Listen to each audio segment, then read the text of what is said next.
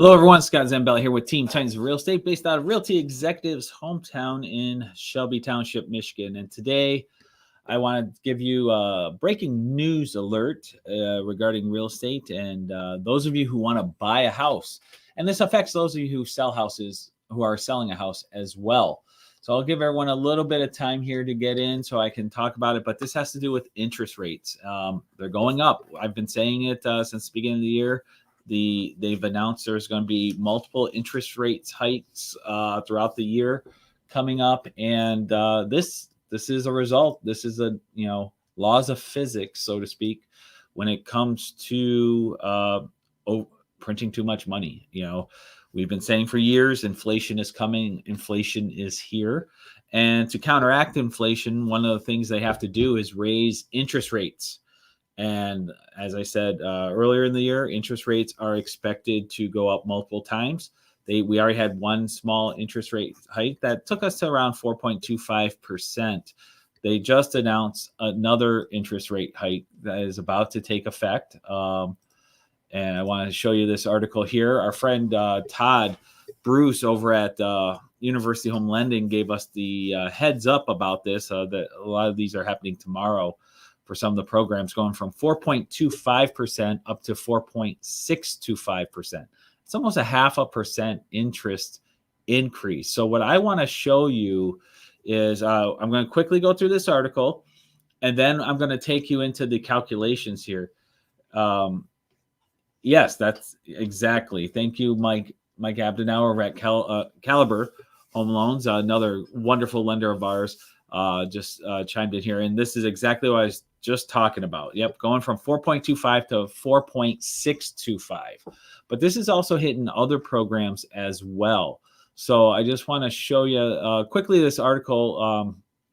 What it's going through is right now, according to Market Watch here, the average rate, remember these are averages, so you can't quote these numbers because it's gonna affect you differently based on credit scores and debt to income ratios, what programs you qualify. There's so many things involved, but these are averages, so keep that in mind.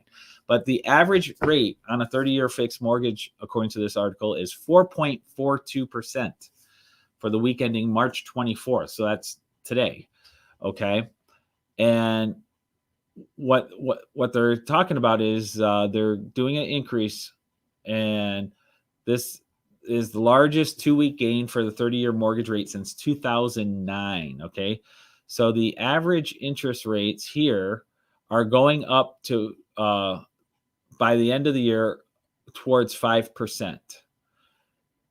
So right now we're going up a little bit, or it looks like 4.625. It might end up around 5% according to this article here. So let's put that into real money, just so you guys can understand, because if you're looking to buy a home, if you're playing the waiting game for inventory, for supply and demand, I want to show you a couple different charts.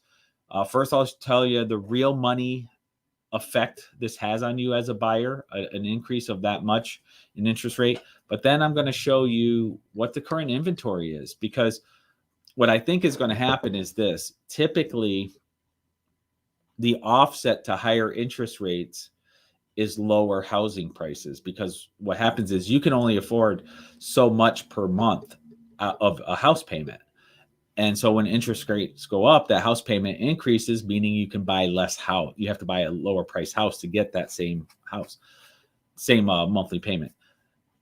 However, we are in a situation with extremely low inventory levels. I talked to my broker the other day, who's also a builder, and he was telling me in the state of Michigan, we've actually only, over the last 10 years, every single year over the last 10 years, we've only built about 50% of the actual demand, because they keep changing the regulations, making it harder for builders, and they just haven't been able to keep up. Well, between work shortages, supply shortages, increased regulations, we've only built about 50% of the actual need over the last 10 years combined. It's going to take a while to catch up to what the demand, what the supply level needs to be to meet the demand. So this is where we're coming up with shortages here. So supply and demand, when you have more demand than supply, prices go up. So my worry is this: we're going to see an increase in interest rates, but we're not going to see a decrease in housing prices. At best, we're going to level off, I think. So let me show you this really quick here. Let's share the graphic and let's do some math. Okay, so what we have here is a mortgage calculator that we have built in. Now, this is just giving you a generic calculation based on the factors we put in. This is just pure. This isn't taking into account taxes and those kind of things. If you're going to be paying PMI, nothing like this. This is just straight up mortgage and interest rate. That's it. Okay. But what you see here is when we plug in the different factors is, so if you have a $300,000 home, okay, or a mortgage, I should say, because a lot of houses around this area, I mean, 300,000 is now a lower end house in Macomb Township, Shelby Township. You know, it really is a lower end house. Where we're at now is a house for like 225. You're looking at the southern half of Warren and things like that. If you want under 225, probably going to be south of 696 if you want under 200,000.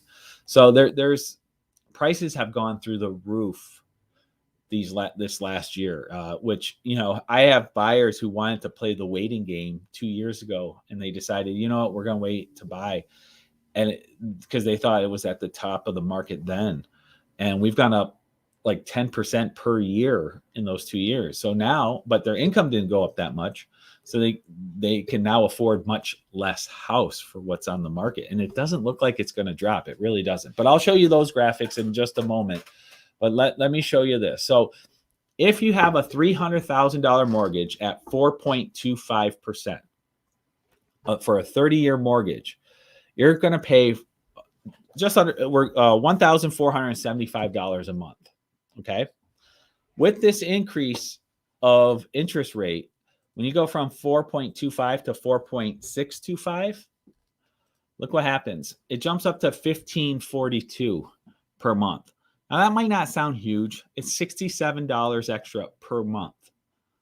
Okay. But here's the thing. If your debt to income ratios and income levels, if it turns out that the most house you can afford is a payment of $1,475 per month, what level house are you going to have to buy to get that same monthly payment? So at $300,000 right now, you're maxed out at the 4.25%. Interest rates go to 4.625. You now have to drop the amount of house that you can afford down to $287,000. At $287,000, that's 4.625%. You're back to the $1,475 per month payment. So you just lost $13,000 worth of buying power, is what that comes out to. So what was for $300,000 is now you're gonna have to go down to $287,000. Now let's do the math real quick. Let's say you're gonna play the waiting game, and right now at this moment you can do $300,000 at 4.25%. Okay. As of tomorrow, when interest rates go up, tomorrow you're only going to be able to afford a house for $287 instead of $300. But if you wait until the end of the year, and if that article is correct, and we're going to be up to 5%, let's see how much house you're going to have to buy at 5%. So if we go up to 5%,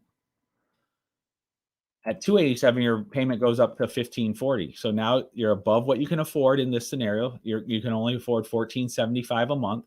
So let's see where you end up. Let's say 280. Let's see what happens at 280. Nope, not enough. Let's go down to actually, I can slide this. 270. Oh, we can go a little higher than 270. Let's try 275. There we go, 1476. So if you decide to play the waiting game and go to the end of the year, and if this article is correct and interest rates are going to be around 5%, what you can afford today is a $300,000 house. End of the year this year, if it goes up to 5%, you're going to only be able to afford a $275,000 house. So, and that's if prices stay the same. Now, here's the unfortunate reality. Based on the supply and demand, I don't think that same $300,000 house will be $300,000. Based on what they're saying, I think we're probably looking at another increase of 5%. So let's see. Where's my calculator? Here it is. So that $300,000 house you could afford right now, by end of the year, if it goes up another 5%, which is very, very easy. We've been averaging 10% the last couple of years per year. So let's just say it goes up 5% times 1.05. That $300,000 house today may be selling for $315,000 by end of the year. That's how fast prices are going up. Meanwhile, while that 300, so for you, a $275,000 house, if you do it in reverse, if you wait till the end of the year and you can only afford a $275,000 house, that would be the equivalent of a house that's on the market today for $262,000. The houses that are selling today for $262,000 are going to be at your price point at $275,000 versus a $300,000 house today. That's the kind of difference you're potentially looking at for your buying power. So, like I said, we don't have a crystal ball. We don't. I'm just using the numbers that this article is projecting out, saying very likely 5% by the end of the year. Combining that with the announcements that the Fed made earlier in the year that they're going to do at least 3 interest rates hikes throughout the year. And then on top of that, we have our government is proposing more spending that will require more printing of money. And it's just the laws of physics when it comes to currency.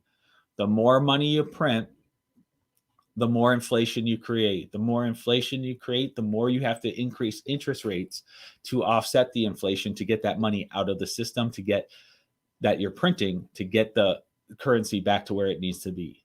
It's just laws of physics when it comes to currencies, people. And it doesn't look like there's any slowing down. So, we're just projecting out to December. So what's going to happen if we still stay on this rate going into next year? So let me show you the numbers as to why I think supply and demand why we're not going to offset these higher interest rates with lower housing prices. And it just comes to supply and demand. It really does. So if we go here to our market stats, I want to show you these numbers. So these are some really great charts that I have. Let's remove this and share the market stat screen. These tie right into our MLS. So you're going to see this. This is all data straight from our MLS. Okay. And these charts are really detailed and really good. Let's go back. These charts go back to like 2003 or something. So I'm pulling up all the data from the MLS for state of Michigan, going back to 2003. These are average sales prices. So you see here, we had the big dip that happened 2008. It started 2007, actually. It looks like it started. We hit the dip, and then we've been recovering. And then when we got back to here where we were, it really took off, especially here in June of 2020. You see it shoot straight up, and it's still going up. So average prices keep going up. No slowing down there, people. We're at all-time highs. But let's look at the offset to this. Let's look at our inventory. Homes for sale. Look at where we're at, people.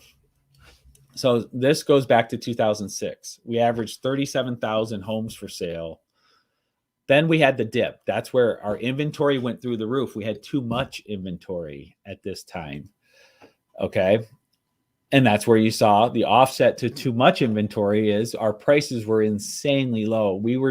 I did more real estate deals during those years than ever, but the prices were so low. We were barely, making any money. I mean, the houses were selling for $60,000, it was crazy.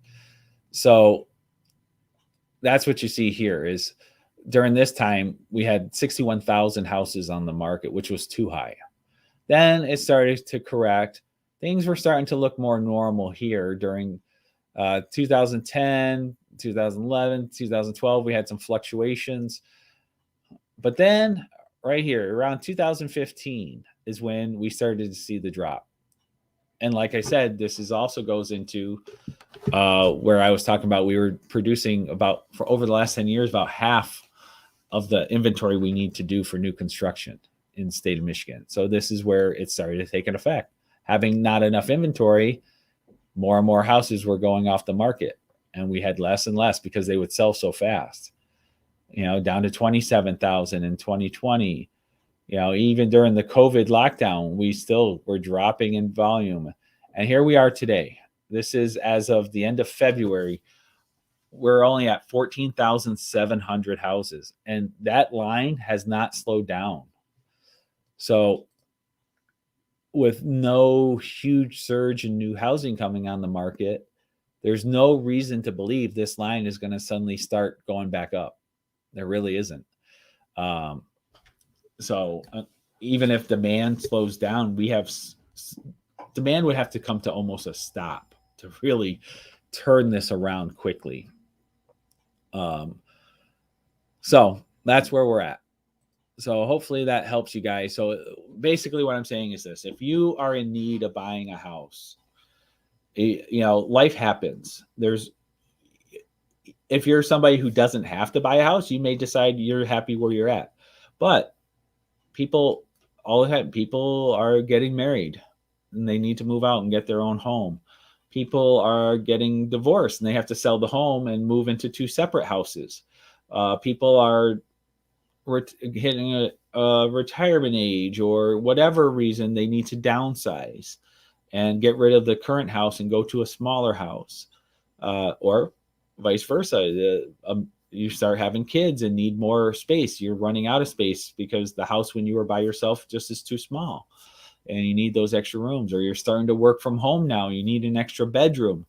Things happen that cause you to need to buy a house. And what you need to do is really evaluate your own circumstances and decide, am I somebody who is going to need to buy a house in the next 3 months to a year from now? Because if the answer is yes, waiting may cost you quite a bit on what you can get. So give us a call. I got my number there on the screen, 586-232-5144. And be glad to talk to you. That's our hotline. So you'll either get myself or Jill. It rings both of our phones. We're here for you. The consultation is free. We have an awesome group of lenders that we can refer if you don't have anyone. Mike Abdenauer, who chimed in, is one of them. We've got Todd Bruce, who let me know about the interest rate change this morning. At University Home Lending is another. And we have Mandy Nino at First State Bank. We have a great network of amazing mortgage people that we would be very happy to refer you to and to help get you pre-approved now and get you out there. The other positive you have, though, is because spring is coming, I am seeing an increase in the number of listings.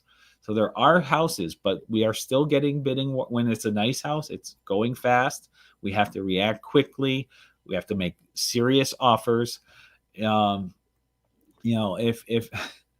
If you're somebody who bought a house like 20 years ago, it's not the same game. It's not.